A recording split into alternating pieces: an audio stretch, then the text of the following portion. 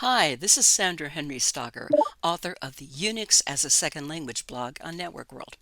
In this Linux tip, we're going to look at a way that you can view every nth line in a text file, whether that's every other line, every third line, every 11th line, or whatever you want. So imagine that you have a file with three-line addresses like this. Okay.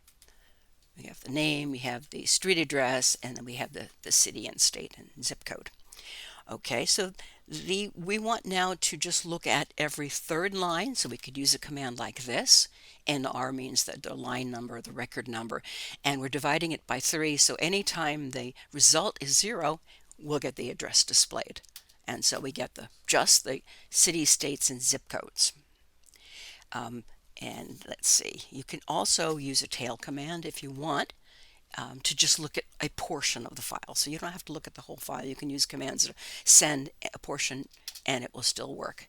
Again, we're showing just the city, state, and the zip codes.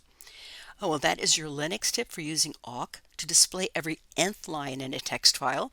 If you have questions or would like to suggest a topic, please add a comment below. And don't forget to subscribe to the InfoWorld channel on YouTube.